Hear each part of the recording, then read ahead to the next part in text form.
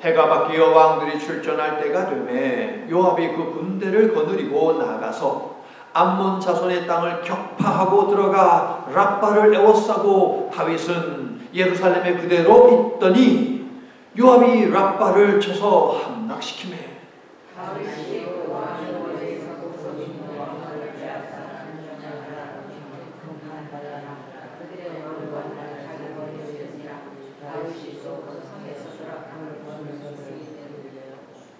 자, 그들의 왕관이라고 하니까는 왕관이 되게 많은 것 같은데 직역하면 그들의 왕의 왕관입니다. 그러니까 왕관은 하나예요. 자, 3절 그 가운데 백성을 끌어내어 톱과 쇠 도끼와 돌서래로 일하게 하니라. 다윗이 암몬 자손의 모든 성읍을 이같이 하고 다윗이 모든 백성과 함께 예루살렘으로 돌아오니라.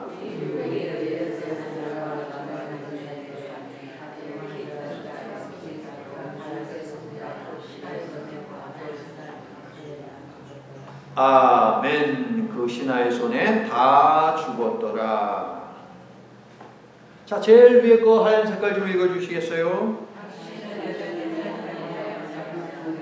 자, 역대기는 저 말을 하기를 원했어요. 당신은 여전히 하나님의 언약 백성입니다. 여러분 믿으시죠?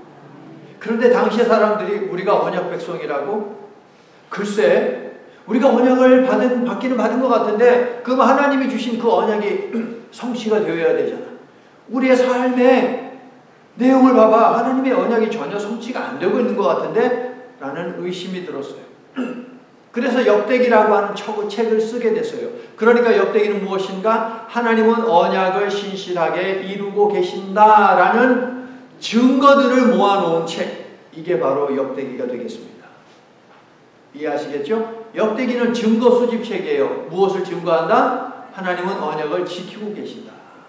당신들은 여전히 언약 백성이고 하나님은 그 언약을 지금도 변함없이 지키고 계신다. 역대기 18장, 19장, 20장은 다윗이 싸운 전쟁을 모아놓은 내용인데요. 그 내용도 역시 증명하는 거예요. 증거하는 거예요. 증거입니다. 뭐에 대한 증거? 하나님은 언약을 지키신다는 것을 증거하는 것이 역시 다윗이 싸운 그 전쟁들의 이야기가 되겠다. 하나님은 17장에서 약속하신 바와 같이 다윗과 함께 하셨고 그가 싸운 모든 전쟁에서 이기게 하셨더라. 그런데 다윗이 모든 전쟁에서 이긴 그것은 어떤 의미가 있느냐? 다윗이 모든 전쟁을 이김으로 말미암아 국제 정세를 평화롭게 했다. 첫 번째 의미. 평화롭게 한 것이 왜 중요한가? 그의 아들 솔로몬이 마음 놓고 성전을 지을 수 있기 때문에. 두 번째. 그 다음에 또 세 번째는 무엇입니까? 하나님께서 신명기에서 약속하셨듯이 평화로운 그때가 오면 하나님의 이름을 둘 곳, 즉 성전을 내가 짓게 하겠다라는 그 약속을 이루기 위해서 다윗이 모든 전쟁에서 이긴 그 의미는 바로 이 세 가지 굉장히 중요하다. 결국에는 하나님이 주신 그 약속, 그 언약이 이루어지고 있는 것이 바로 다윗이 모든 전쟁에서 이긴 것이다 라는 것이에요. 자, 이해하셨죠 여러분? 다윗이 전쟁에서 이긴 것은 증거다. 뭐에 대한 증거? 하나님은 언약을 지키신다라는 이 사실에 대한 증거. 하나님은 주신 언약을 반드시 이행하시는 분이시다라는 것을 여러분도 믿으시면 아멘 합시다. 아멘. 자, 암몬의 왕이 당시에 암몬의 왕이 한운이라는 자였는데 이 사람에게는 이 마음이 없었어요. 어떤 마음? 듣고 분별하는 마음이 없었어요. 이것을 뭐라고 한다? 한 단어로 지혜라고 한다. 근데 이것은 해석이죠. 지혜는 무엇이다? 듣고 분별하는 마음. 이게 바로 지혜다. 이것이 없었어요. 그래서 자기 아버지가 돌아가셔서 다윗 왕이 당시 모든 그 팔레스틴의 나라들 중에 가장 강한 이스라엘의 왕이 조문단을 보냈는데 어떻게 했어요? 망신을 시켰지요. 어떻게 했어요? 수염을 다 밀어버리고 엉덩이가 다 나오게 고기만 딱 오렸다라는 것, 지난 주일날 우리가 살펴보았던 내용이 되겠습니다. 그럼 얼른 이제 사과해야 되잖아요. 전쟁을 피하려면 아이고 다윗이 잘못했습니다 해야 되잖아요. 그런데 그렇게 안 하고 은 1000달란트를 사용해서 뭘 했다? 군사들을 사왔다. 은 1000달란트는 미국 돈으로 얼마다? 60 밀리언 달러 어마어마한 돈을 써서 용병이라고 하지요. 저 러시아가 북한의 용병을 받지 않았습니까? 그렇듯이 용병이에요. 용병. 60 밀리언 달러를 써가지고. 그런데 그 용병들이 어떻게 했어요? 전쟁이 시작되자마자 힘을 다해서 싸웠습니까? 도망쳤습니까? 도망쳤어요. 그랬더니 암몬의 군사들은 어떻게 했어요? 무서워가지고 성에 얼른 도망쳤어요. 그리고 성문을 꼭 걸어 잠갔다. 그런데 요압이 어떻게 했습니까? 성을 꼭 걸어 잠그니까 지금 승기가 우리한테 있어. 그러니까 지금 전세가 우리한테 지금 와 있어. 이길 수 있어. 그래서 성을 막 공격했습니까? 아니면 그냥 후퇴했습니까? 물러갔습니까? 손으로 가르쳐 드리잖아.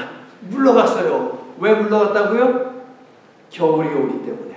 겨울에 팔레스타인은 무슨 문제가 있어요? 비가 와요. 비가. 2달 동안 비가 계속 와요. 기온은 떨어지고 땅이 축축해요. 그러면 수레가 이렇게 마음대로 왔다 갔다 할 수가 없잖아요.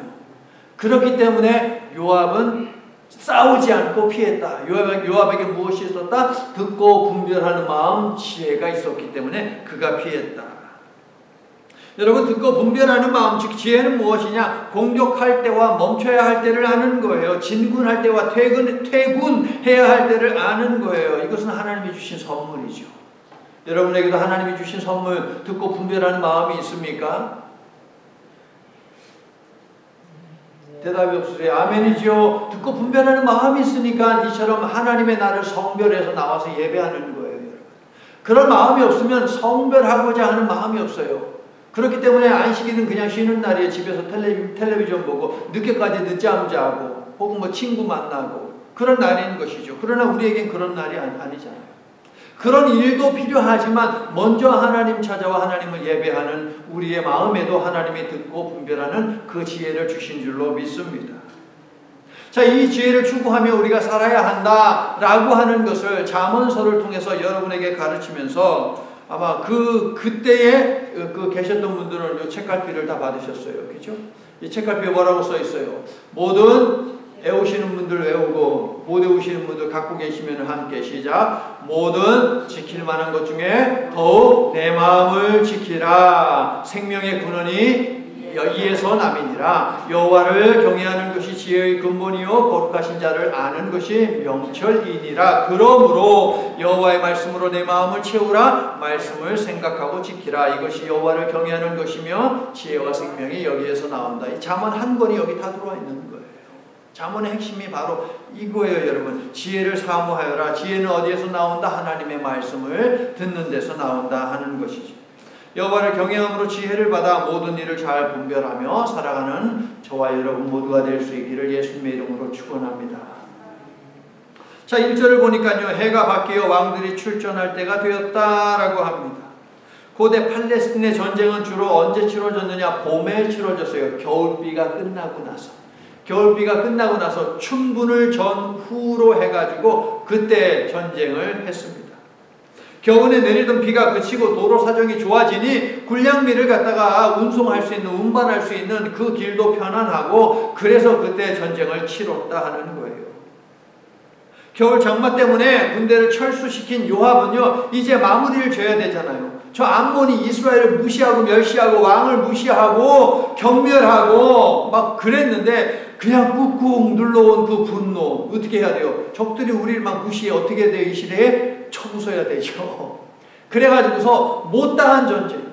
전에는 겨울비 때문에 물러났지만 이제 비가 끝나니까 다시 이제 공격을 싸우러 전쟁하러 나아갔다. 이게 바로 오늘 말씀 첫 번째 말이에요. 해가 바뀌어 왕들이 출전할 때가 되매 이 말이에요. 전쟁하기 좋은 때가 되었다. 겨울비가 끝났다라는 그런 의미이죠.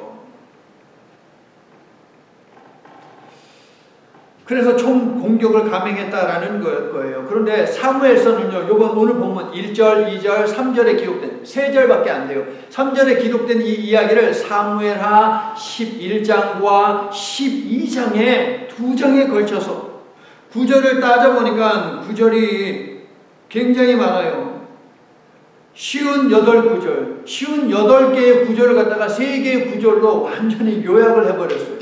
왜 이렇게 요약을 했을까? 역대기를 기록할 때 자신이 중점을 둔 그것이 있죠. 그것을 이야기하기 위해서. 그래서 1절 암몬과의 전쟁을 재개해서 이겼다. 라고 되어 있어요. 자, 라빠는 어디냐? 라빠는 암몬의 수도입니다.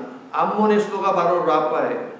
근데 오늘날 어디인가? 요르단입니다. 요르단의 중심 도시, 수도이죠. 암만, 이게 바로 라빠입니다. 자, 2절, 암몬 왕의 왕관 등 노량물을 취했다라고 되어 있어요. 3절, 암몬의 모든 성읍을 함락시켰고 그 백성들을 노예로 부렸다. 끝. 간단하게 되어 있어요. 이처럼 역대기 저자는요, 사무엘서가 아주 중요하게 다루고 있는 굉장히 중요한 사건 하나를 갖다가 완전히 그냥 다 없애버렸어요. 다 통째로 드러냈어요.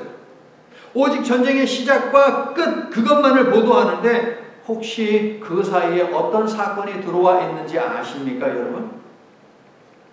어떤 사건이 들어와 있는지 모르세요, 여러분?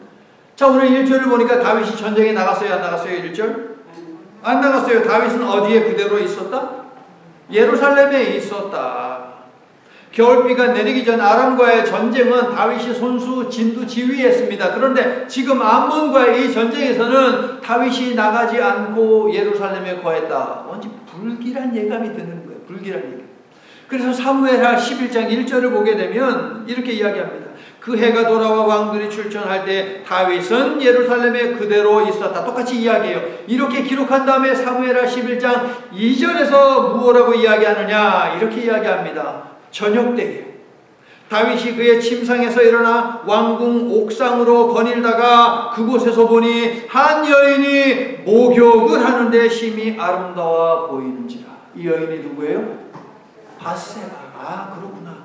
사무엘하는 11장 12장에 걸쳐서 밧세바의 이야기를 갖다가 중점적으로 다루고 있구나라는 것을 우리는 눈치챌 수가 있습니다. 자, 밧세바는요, 처녀가 아니라 유부녀였습니다. 그녀의 남편 우리아는 지금 암몬과의 전쟁을 위해서 전장에 지금 나가 있어요. 그런데 다윗은 이 여인을 성폭행해서 임신을 시켰고 그녀의 남편 우리아를 암몬에게 내주어 죽게 했습니다. 그러므로 우리아를 누가 죽였다? 다윗이 죽인 거예요. 암몬 군사가 죽인 게 아니고 다윗이 죽인 거예요. 하나님은 나단 선지자를 보내 다윗의 잘못을 지적하셨고 다윗은 침대가 눈물로 젖을 정도로 엄청나게 울면서 하나님 앞에 회개를 했습니다. 밧세바가 임신을 했습니다. 그 아기를 낳았습니다. 그러나 그 아기는 얼마 살지 못하고 죽습니다. 이후에 하나님이 솔로몬을 주셨다. 이렇게 이야기가 마무리됩니다. 이게 사무엘하 11장과 12장에 있는 빠져있는 내용이에요. 자, 역대기 저자는요, 사무엘서를 주로 참고하고 있습니다. 그렇게 역대기를 기록했는데 왜 이 사건을 통째로 드러내버린 것일까요? 여러분, 세상에 존재하는 모든 책은 기록하는 목적이 있습니다. 그렇죠? 요리책을 기록하는 목적이 뭡니까? 사람들 요리하는데 도움을 주기 위해서 뭐 사진도 넣고 설명도 하고 그러지 않습니까? 그 다음에 또 뭐 운동책, 운동을 어떻게 하느냐라고 하는 거. 그건 또 왜 기록을 합니까? 사람들 건강하게 하기 위해서, 건강하게 살려고 운동책이 있어요. 그럼 역사책은 왜 기록합니까? 역사책은요, 어떤 한 역사관을 가지고 벌어진 사건을 갖다가 소개하기 위해서 역사책이라고 하는 것이 존재를 합니다. 지금 오랫동안 한국 뉴스 하면 여전히 시끄럽게 떠들고 있는 뉴라이트라고 하는 그 역사관이 있습니다. 역사를 들여다보는. 그 뉴라이트라고 하는 그 역사관을 가지고 일제 치하 때의 그 역사를 갖다가 살펴보면 기가 막힌 일이 벌어집니다. 혹시 여러분들 가운데 1945년 8월 15일 그 이전에 태어나신 분이 계십니까? 안 계시죠? 저희 부모님은 그 이전에 태어나셨습니다. 그런데 이 역사관에 따르면 저희 부모님은 그 당시에 국적이 어디냐? 한국이 아니고 일본입니다. 그들의 주장에 따르면 여러분 말이 됩니까? 일제가 강제 동원했던 우리가 소위 얘기하는 정신대 성노예로 끌려갔던 그 여인들, 성노예로 끌려간 것이 아니라 돈 벌러 간 거다라고 그렇게 해석을 합니다. 일제가 우리나라를 갖다가 얼마나 많이 수탈했습니까? 수탈이 아니고 우리나라의 경제적 부흥을 위해서 도와줬다라고 그렇게 해석을 합니다. 여러분 어떻게 이해 가십니까? 남자들이 강제로요, 탄광이나 이런 데 강제로 끌려갔어요. 거기서 중노동했습니다. 그런데 그것이 강제 노역이 아닙니다. 그들에 따르면 무엇입니까? 돈 버는 거예요. 직장 생활하는 거예요.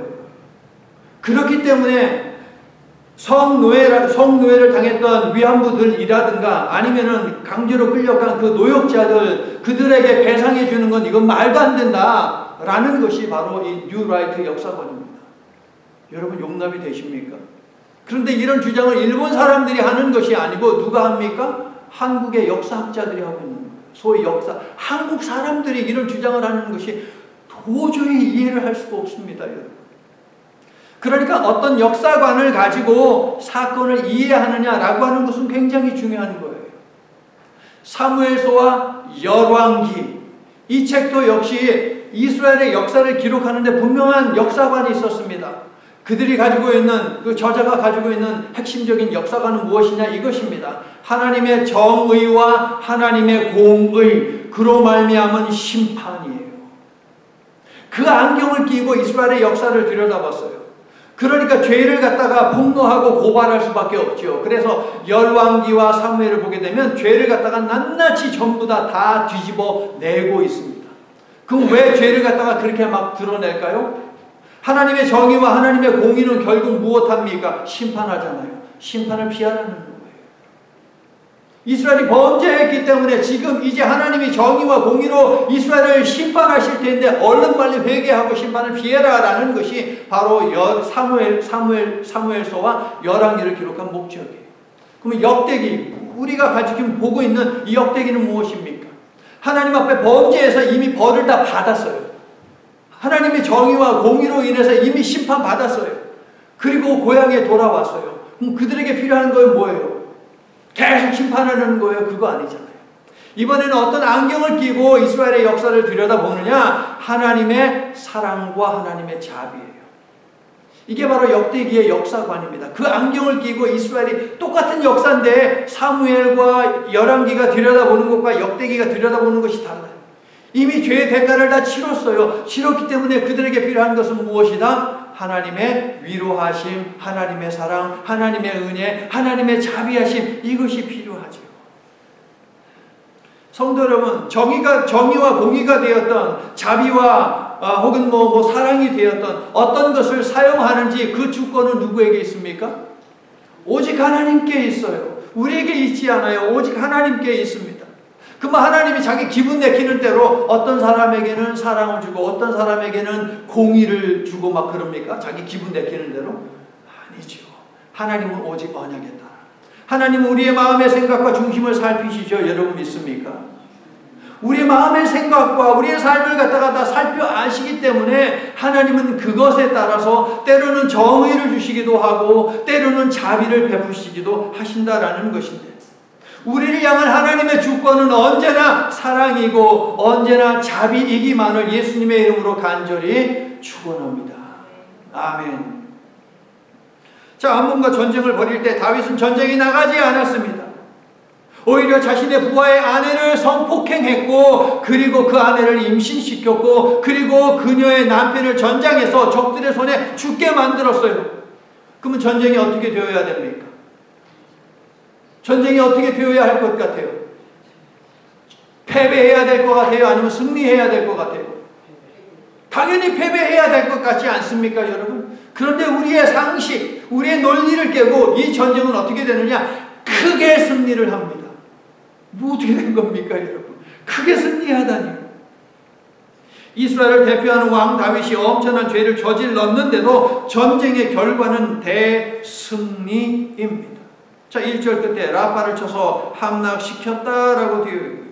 그 다음에 2절 저 끝부분을 보니까 그 성에서 노력한 물건을 무수히 내어왔다라고 되어 있고요. 3절 백성들을 노예로 부려먹었다라고 그렇게 되어 있습니다. 이스라엘을 대표하는 왕 다윗이 엄청난 죄를 저질렀는데도 전쟁의 결과가 대승리, 이것은 도대체 무엇입니까? 도대체 어떻게 된 일입니까? 사랑하는 성도 여러분, 읽어주세요.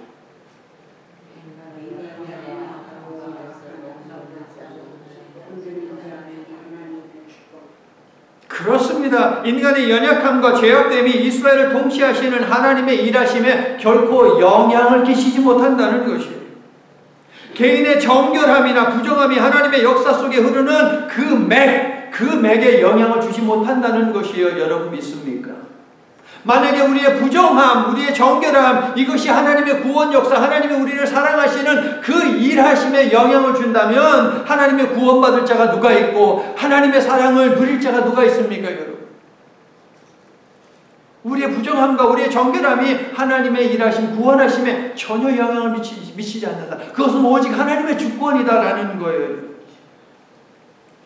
역대기 저자는 밧세바 사건은 기록하지 않지만 2절을 보니까 다윗의 변심이 느껴지는 불길한 사건을 적고 있습니다. 전쟁에서 빼앗은 이방인 왕이 쓰던 금 면류관을 자기 머리에 썼어요. 그런데 이 왕관의 무게가 어떻게 된다고 적고 있습니까?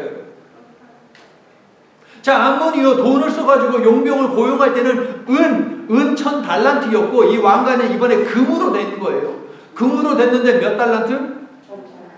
한 달란트.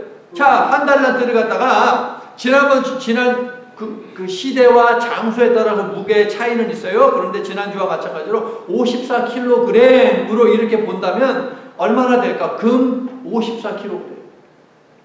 제가 또 찾아봤어요. 그랬더니 금 1kg이요. 지금 현재 88,000불이에요.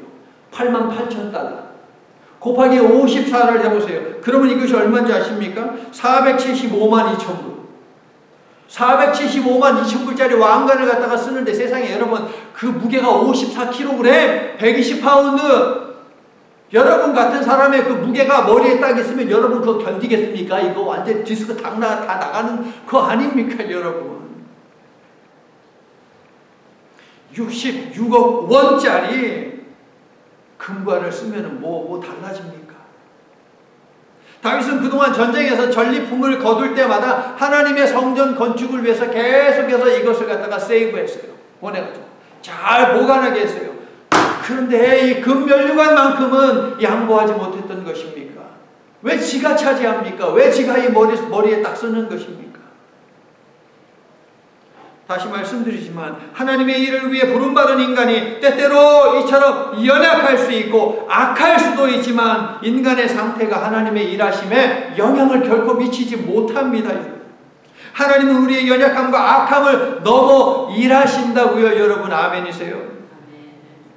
다윗이 전쟁에 유능하고 삶에서 정결하고 모든 면에서 잘났다 하더라도 그것이 하나님의 역사에 도움이 되거나 도움이 안 되거나 하지 않는다는 말씀입니다. 여러분. 생각을 해보십시오, 여러분. 밧세바입니다. 근데 밧세바가 솔로몬의 어머니예요. 다윗에게 다른 와이프가 없었습니까? 아니요. 많은 와이프들이 있었습니다. 아비가일 얼마나 현명한 여인입니까, 여러분? 많은 와이프들이 있었어요. 그런데 그 모든 와이프들을 다 제쳐두고 하나님은 밧세바를 통해서 낳은 그 아들로 성전을 짓게 하잖아요. 이것도 여러분 이해가 가십니까? 우리 상식으로는 이해가 안 가잖아요, 여러분. 인간의 악함이 주도적으로 일하시는 하나님의 구원 역사, 언약을 성취하심, 이것을 감히 넘볼 수 없다는 거예요. 믿습니까, 여러분? 성도 여러분, 저마다 가진 잣대로 누군가를 높이 평가할 수 있고 누군가를 혹은 낮게 평가할 수도 있지만 그래서 그 사람이 얼마나 잘했나 못했나 얼마나 잘났나 못났냐 말할 수 있지만 하나님의 역사에 결코 영향을 미치지 못함을 기억하십시오. 하나님의 구원 역사는 하나님의 위대함으로 행해지는 것이지 인간의 위대함이 끼를 자리는 결코 없습니다. 여러분 동의하십니까? 아멘. 인간의 위대함 얼마나 위대합니까? 여러분? 인간이 가지면 얼마나 가졌고 인간이 힘이 세면 똑똑하면 얼마나 힘세고 똑똑한데요, 여러분. 얼마나. 하나님하고 여러분 비교나 되겠습니까? 여러분? 자, 그렇다면 인간인 우리 입장에서는 저 상황, 저게 진리고 저것이 성경이 이야기하는 바인데 저것을 우리가 생각을 할 때 그러면 인간인 우리 입장에서는 뭘 해야 하는 것입니까? 하나님이 다 하신다면 우리는 아무것도 안 해도 되는 것입니까? 우리는 뭘 해야 돼요? 주도적으로 일하시는 하나님의 주권적 역사에 참여하는 것입니다. 다윗은 부족하지만 때로는 악하고 때로는 약했지만 그럼에도 불구하고 주도적으로 일하시는 하나님의 구원 역사, 성취하시는 그 언약의 역사에 자신을 갖다가 빠뜨리는 것, 함께 동역하는 것, 이것을 포기하지 않았다는 거예요. 이것이 바로 다윗의 삶을 통해서 우리가 배워야 하는 부분이다. 역대기를 끝내기 전에 이제 곧 솔로몬을 만날 텐데 그 전에 우리가 분명히 짚고 넘어가고 기억하고 꼭 붙들어야 하는 것이다 라는 거예요. 성도 여러분, 하나님은 우리의 연약함을 통해서도 일하시니 비록 죄에 취약한 가운데 있더라도 주신 믿음을 사용하는 것이 중요합니다. 수요일 나오신 분들 기억하십시오. 믿음은 사용해야 돼요. 사용하는 것이 중요합니다. 하나님께 약점을 드러내며 하나님을 바라보는 믿음의 훈련을 이어간다면 육신의 약함은 계속해서 극복되어지고 죄악과 싸워서 이기는 횟수가 점점 많아진다는 것이에요. 여러분 믿습니까? 믿음을 사용하면 작은 믿음이냐 큰 믿음이냐, 믿음이 많으냐 믿음이 적으냐, 이거 중요하지 않고 무슨 믿음이 중요한 것입니까 여러분? 올바른 믿음이냐라는 것이 중요하죠. 그럼 올바른 믿음은 어떤 믿음입니까? 사용하는 믿음이에요. 사용하는 믿음이 올바른 믿음이고, 사용하는 믿음일 때 그 믿음에는 역사하는 힘이 나타난다. 할렐루야. 기억하세요. 믿음은 사용되어야만 역사하는 힘이 있는 거예요. 나에게 하나님 믿음이 있는데 왜 내 삶 가운데는 역사가 일어나지 않습니까? 사용해야죠. 사용해야죠. 제가 성경을 간단히 요약하면서 항상 뭐라고 말씀을 드립니까? 하나님의 구원 역사는 결코 끝나지 않았다. 귀가 짓물릴 정도로 듣고 계시죠 여러분? 하나님의 구원 역사는 끝나지 않았다. 이게 성경이에요 여러분. 인간이 아무리 악하고 불순종의 막장 드라마를 수도 없이 재방송해도 구원을 위해 일하시는 하나님을 막지 못한다. 여러분 믿으시죠? 왜냐하면 하나님이 주신 구원 언약은 그 무엇으로도 그 누구도 파기할 수 없기 때문입니다. 믿으시면 아멘 합시다. 이게 성경이에요. 자, 4절은요. 그 후에 이렇게 시작하면서 이제 블레셋과의 전쟁을 기록합니다. 다윗이 싸운 수많은 전쟁이 있는데 이제 마지막 블레셋과의 전쟁을 이야기합니다.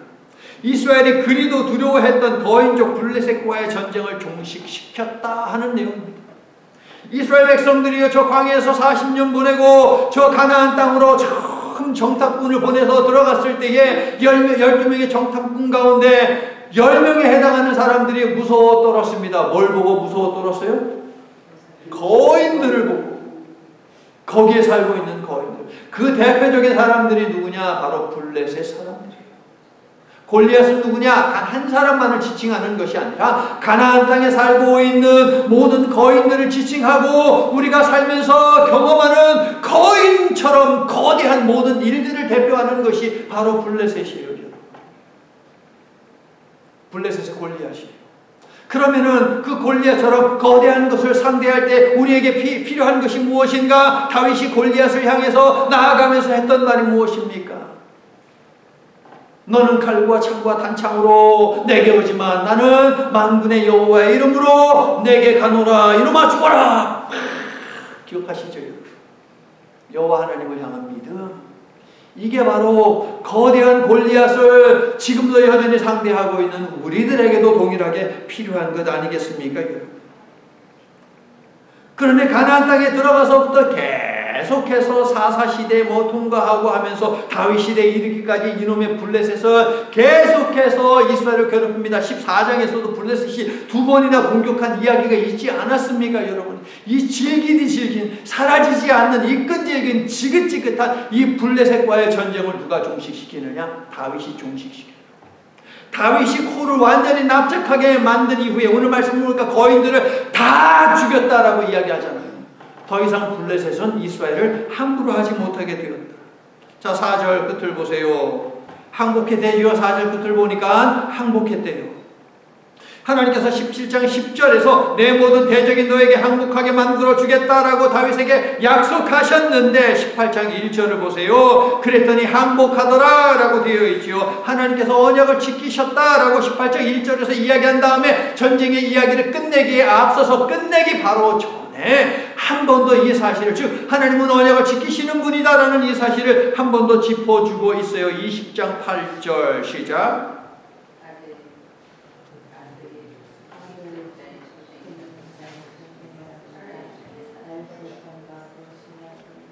예, 다윗과 다윗의 손과 그의 신하의 손에 다 죽었더라. 하나님은 반드시 언약을 지키시는 분이신 것입니다. 할렐루야. 이걸 증명하는 거예요. 역대기는 이걸 증명하는 거예요. 너희는 여전히 하나님의 언약 백성이야. 아이고 믿을 수 없어요. 언약이 성취되는 걸 내 눈에 볼 수가 없어요. 보이지가 않아요. 봐봐, 이렇게 언약을 지키셨고, 이렇게 언약을 지키셨고, 다윗의 전쟁에서도 언약을 지키셨고.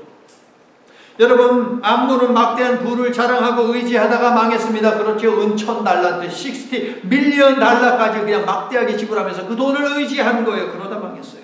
골리앗은 블레셋은 뭘 의지하다가 망했습니까? 골리앗을 대표로 하는 거인, 즉 육신의 힘, 군사력, 이것을 자랑하고 의지하다 망했습니다. 누구한테 망했어요, 여러분? 누구한테 망했어요? 하나님을 의지하는 다윗의 군대에 의해서 망했습니다. 하나님을 의지하는. 성도 여러분, 제 힘을 믿고 하나님과 하나님의 백성을 모욕하고 위협하는 골리앗 같은 거인들은 항상 있어 왔고요. 우리 앞에도 여전히 있습니다. 그러므로 하나님의 군사로 부름받은 여러분, 더욱 기억하시기를 바랍니다. 거인은 우리보다 크지만 하나님보다 크지 않다. 하나님은 우리의 약함과 악함을 넘어 흔들림 없이 일하신다. 믿습니까? 우리가 도무지 이길 수 없는 것이 무엇이든 하나님께는 무엇입니까? 바람에 흩날리는 겨보다도 미약한 것들이에요. 여러분. 베세다 광야에서 오병이어를 손에 쥔 빌립에게는 빌립의 계산기에는 이것이 없어요. 그의 계산에는 이것이 빠졌어요. 이것이 무엇이에요? 예수 그리스도. 요한복음 할 때 제가 다 알려드렸잖아요. 6장 하면서 베세다 광야에서 빌립의 계산에는요 예수님이 빠져 있어요.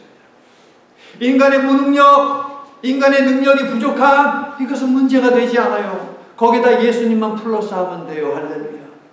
거기에 예수님만 플러스하면 그러면 무한한 능력을 우리는 갖게 됨을 믿습니다. 부와 힘을 자랑하며 내세우는 세상에 그러므로 굴복되지 말고 오히려 그런 세상을 하나님을 의지하는 믿음으로 하나님 앞에 굴복시키며 살아가는 우리 모두가 되기를 모든 것을 가능하게 하시는 예수 그리스도의 이름으로 간절히 축원합니다. 자, 이제 말씀을 마칩니다. 다윗의 전쟁 이야기를 통해 역대기가 강조하는 것, 이것을 구절을 거꾸로 거슬러 가면서 우리가 한번 확인해 보자고요. 이제 전쟁 이야기 끝났으니까 20장 8절 거인들도 다윗과 그의 신하들의 손에 다 죽었다. 19장 13절 요압의 기도죠. 여호와께서 선히 여기시는 대로 행하셨기 때문이다. 18장 6절 13절 후반부 그래서 다윗이 어디로 가든지 여호와께서 이기게 하셨다. 승승장구할 수 있었던 비결이 무엇입니까? 하나님이 이기게 하셨기 때문에. 여러분들 이기는 삶을 살기를 원하십니까?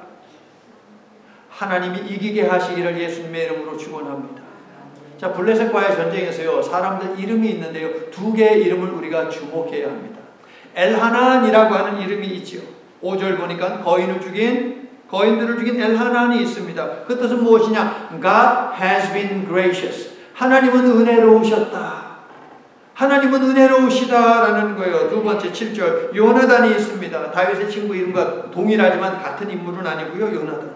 이것은 무슨 뜻이냐? Yahweh has given. 여호와께서 주셨다라는 뜻이에요. 이 이름이 담고 있는 의미를 전쟁과 연결해서 생각을 해보십시오. 하나님은 항상 은혜로우셨어요. 변함없으셨어요. 그리고 하나님은 계속해서 믿음의 사람들에게 언약 백성에게 주셨다라는 거예요. 이들의 이름은요 다윗이 칼과 창이 아닌 하나님의 이름으로 거인 골리앗을 향해 달려갔던 사건을 생각하게 합니다. 이들도 전쟁의 승패가 하나님을 의지하는 믿음에 달려있음을 확신하며 그리고 하나님의 은혜를 기대하며 나아갔고 모든 거인들을 때로 눕혔습니다. 하나님은 은혜롭다. 여호와께서 주셨다. 여호와 하나님이 자신을 의뢰하는 자들에게 은혜를 베푸셨기에 이스라엘 주변의 모든 나라들을 굴복시킬 수 있었다. 이것이 바로 전쟁 이야기의 결론입니다.